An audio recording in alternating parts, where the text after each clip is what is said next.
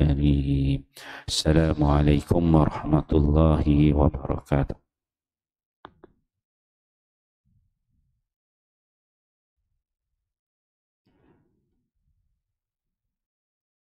Dakwah dan tabligh, dakwah dan fadilatnya. Hadis-hadis Nabi sallallahu alaihi wasallam, hadis yang kedua. An Aisyah radhiyallahu anha qalat, raja Abu Bakr as-Siddiq yuridu Rasulullah sallallahu alaihi wasallam wa kana lahu sadiqan fil jahiliyah falaqihu faqala ya Abul Qasim uqidta min majalisil qaumika wattahamuka bil aibi li abaiha wa ummahatiha. Qala Rasulullah sallallahu alaihi wasallam inni Rasulullah ad'uka ila Allah. Falamma faragha min kalamihi aslama Abu Bakr as-Siddiq radhiyallahu anhu. Fantalaqa anhu Rasulullah sallallahu alaihi wasallam. Wa ma bainal akhshabaini ahadun aktharu sururan minhu bi islami Abi Bakr radhiyallahu anhu. Wa madha Abu Bakr faraha li Utsman bin al-Affan wa Talhah ibn Ubaidillah wa Zubair ibn al-Awwam wa Sa'd ibn Abi Waqqas wa aslamu. Summa jaa al-ghada bi Uthman bin Maz'um wa Abi Ubaidah bin Jarrah wa Abdurrahman bin Auf wa Abi Salamah bin Abdul Asad wal Arqam bin Abi al-Arqam. Aslamu radhiyallahu anhum. Al-Bidayah wan Nihayah. Sayyidatina Aisyah radhiyallahu anha berkata, Sayyidina Abu Bakar radhiyallahu anhu telah menjadi teman karib Nabi SAW sejak zaman jahiliyah lagi. Pada satu hari beliau telah keluar dari rumah dengan niat untuk berjumpa Nabi SAW. Beliau telah berjumpa dengan baginda lalu berkata, wahai Abu Qasim, ini adalah nama gelaran untuk Nabi SAW. Kamu tidak kelihatan dalam perhimpunan kaummu. Orang ramai mengata-ngatakan bahawa kamu memburuk-burukkan datuk nenek mereka. Oleh itu Rasulullah sallallahu alaihi wasallam pun bersabda, sesungguhnya aku ialah utusan Allah. Aku menyeru kamu kepada Allah. Sebaik sahaja baginda sallallahu alaihi wasallam selesai daripada kata-katanya, Sayyidina Abu Bakar radhiyallahu anhu pun terus memeluk Islam. Selepas itu baginda sallallahu alaihi wasallam telah meninggalkan beliau. Tidaklah ada seseorang pun antara dua bukit Mekah yang bergembira kerana sesuatu lebih daripada gembiranya baginda sallallahu alaihi wasallam kerana keislaman Sayyidina Abu Bakar radhiyallahu anhu. Dari tempat itu Sayyidina Abu Bakar telah pergi menemui Sayyidina Utsman bin Affan, Sayyidina Talhah bin Ubaidullah, Sayyidina Zubair bin Awam, Sayyidina Sa'ad bin Abi Waqqas untuk memberi dakwah. Maka mereka semua telah memeluk Islam. Kemudian keesokan harinya Sayyidina Abu Bakar telah membawa Sayyidina Utsman bin Maz'um, Sayyidina Abu Ubaidah bin Jarrah, Sayyidina Abdurrahman bin Auf, Sayyidina Abu Salamah bin Abdul Asad, Sayyidina Arqam bin Abil Arqam. Mereka semua pun telah memeluk Islam. Dalam masa 2 hari, 9 orang telah menerima Islam hasil daripada usaha Sayyidina Abu Bakar radhiyallahu anhu. Al-Bidayah wan Nihayah. Alhamdulillah, tuan-tuan mulia, ini kita membaca satu hadis daripada Aisyah radhiyallahu anha. Hadis di bawah tajuk dakwah dan tabligh, dakwah dan fadilatnya. Hadis ini menceritakan bagaimana Aisyah radhiyallahu anha berkata bahawa dia melihat Aisyah ni, kita tahulah, anak kepada Sayyidina Abu Bakar As-Siddiq. Jadi seorang anak dia pada satu hari dia kata dia nampak ayah dia keluar. Ayah dia keluar untuk bertemu dengan Nabi sallallahu alaihi wasallam. Yang mana Abu Bakar ini, ayah dia ni kawan karib kepada Nabi sebelum Islam dan juga selepas Islam. Bila ayah dia jumpa dengan Nabi SAW, disebut dia Abul Qasim. Abul Qasim ni, Abu Qasim ni dia gelaran kepada Nabi SAW.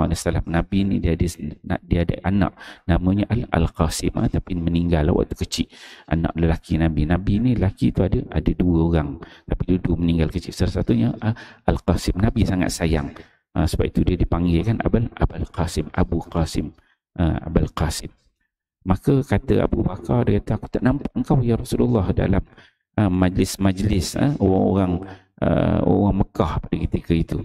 Biasanya lah Nabi ni dia adalah dalam majlis orang Mekah, duduk sembang sama parlimen dekat Darun Nadwah kan. Tapi tak nampak Nabi ni dia tak ikut serta bersama orang musyrikin Mekah pada ketika itu dalam majlis-majlis. Dan kata Abu Bakar ni dia buat report kepada Nabi. Dia kata, ya Rasulullah, aku dengar orang musyrikin Mekah ni duk mengutuk engkau ya Rasulullah. Kata kerana apa? Kerana kau ni mencaci, mengkeji agama bapa dan bapa kita yang dulu, agama kita. Maka Nabi SAW dia kata, wahai Abu Bakar, aku ni adalah Rasulullah, yang mana aku ni berdakwah kepada Allah Subhanahu Wa Taala, maksudnya mentauhidkan Allah. Jadi bila kali pertama Abu Bakar dia dengar Nabi cakap itu, terus Abu Bakar As-Siddiq terus menyatakan keislamannya kepada Nabi sallallahu alaihi wasallam. Dan kita tahu orang yang pertama beriman dengan Nabi sallallahu alaihi wasallam dalam kalangan orang lelaki ialah Abu Bakar As-Siddiq. Tu orang yang pertama. Sebab Nabi dia turun daripada Gua Hira masa Jibril datang tu, mula dia balik tu Khadijah dulu dah Islam kan.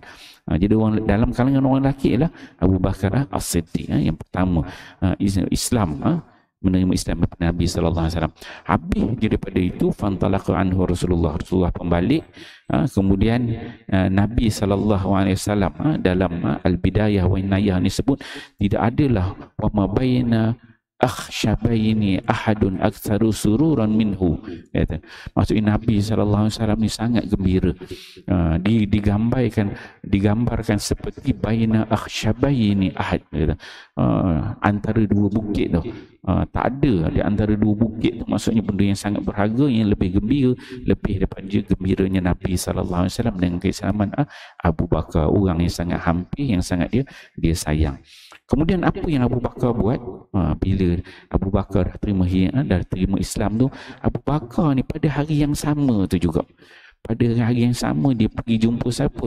Uthman bin Affan, dia pergi jumpa Talhah bin Ubaidillah, Zubair bin Awam, Sa'ad bin Abi Waqqas. 4 orang dia jumpa, dia Islamkan 4 orang. Bawa jumpa Nabi, Islamkan 4 orang.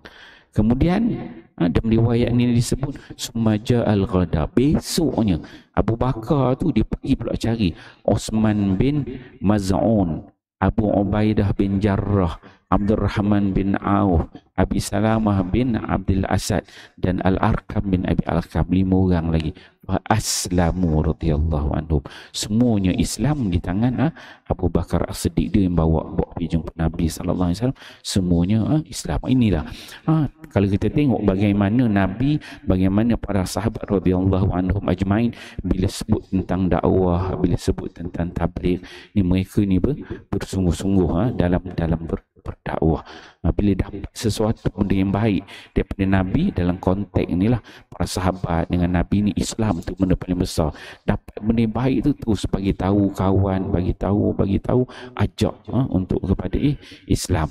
Dalam konteks kita hari inilah, bila kita belajar sesuatu, apa-apa ilmu lah, kuliah kita pergi, kuliah maghrib, kuliah subuh, mana-mana ilmu yang kita dapat, kita perlu sampaikan. Balik rumah yang paling dekat dengan kita, suami kita, isteri kita, anak-anak kita dakwah, kita bagi tahu, kita ingatkan tentang apa-apa mungkin bentuk amalan, bentuk adab, apa-apa yang tak pernah kita buat, yang perlu kita baiki dalam kehidupan kita. Kita kena buat, tuan-tuan ya. Kita ni bukanlah manusia yang sempurna, banyak kelemahan, tapi nak buat tu bukan satu benda yang mudah. Kita ni pula jenis angin satu badan, pula jenis telinga panas aja, pantang sikit je musing, kepiah pun terbalik kan. jenis angin je kan. Jadi bukan senang sebenarnya sesuatu benda kita nak terapkan pada diri kita, satu. Kedua, kita nak terapkan pada anak isteri kita kan. Kalau kita buat benda baik kan, isteri dia tengok macam bagus, kata bukan aku tak kenal kau, dia kata kan, kau kenal kau lama dah tengok kan. Jadi kita ni kena dia punya level keegoan itu dia kena turun kan. Ego yang ada pada dalam diri kita, diri saya untuk diri saya, untuk tuan-tuan kita lah sama-sama. Ego yang ada pada diri kita itu kita turunkan. Satu-satu ilmu bila kita dapat, kita balik bawa, bawa anak, isteri tu, tadi abah, tadi ayah, tadi pergi kuliah, dengar adalah benda ni amalan, adab ni baik lah. Kita tak pernah buat lah, kita tak perasan benda, ayah pun tak tahu, baru tahu sebenarnya benda ni benda bagus sebenarnya. Kita cuba amal kan, kita cuba sama-sama, ayah cuba, isteri agak anak ajak sama-sama buat dengan ayat yang rendah. Tak adalah kadang-kadang kita ego bagi arahan suruh buat. Dan kadang kita suara kita rendah, kita ajak isteri, suami, anak-anak kita sama-sama buat. Dan kita buat, tak semesti mereka buat, kita buat dulu. Kita buat kan, mungkin kita berjaya. Dan mungkin bila berlaku kita ajak-ajak, tiba-tiba kita tak mampu nak buat. Tengok orang rumah kita yang rajin buat kan, kita pujilah, oh baguslah kata kan. Walaupun kita tak boleh buat, kita puji. Anak-anak kita mana boleh buat, kita puji. Benda yang baik kita tengok pada orang rumah kita, suami, anak-anak kita yang baik, kita kena puji, bagi semangat. Dan untuk keluarga ni kita kena rendahkan. Sebab ini Allah, Nabi SAW sebut, Allah, innallaha rafiqun yuhibbur rifqa fil amri kullu. Nabi sebut Allah SWT ni sifat dia lemah lembut. Allah ni sifat dia lemah lembut, yuhibbul rifqa fil amri kulli. Allah ni dia suka benda-benda lemah lembut, kelembutan pada semua perkara. Maksudnya dalam kita berdakwah, dalam kita bercakap. Orang ni untuk kita tak boleh paksa orang sebenarnya. Paksa payah. Kita nak paksa orang beriman tak boleh. Tapi kita boleh cakap dengan lemah lembut, bagi dia faham. Di situlah turunnya kehendak, turunnya rahmat Allah, turunnya hidayah Allah untuk kita laksana anak isteri keluarga kita lah, laksanakan insya-Allah tuan-tuan mulia. Bila kita dengar hadis ni bagaimana dakwah Nabi, dakwah para sahabat bila mereka menerima Islam, jadi kita cuba applykan dalam diri kita yang terbaik, insya-Allah kita fahami, amal dan sampaikan. Wallahu a'lam. Subhanakallah. Lillazina amanu.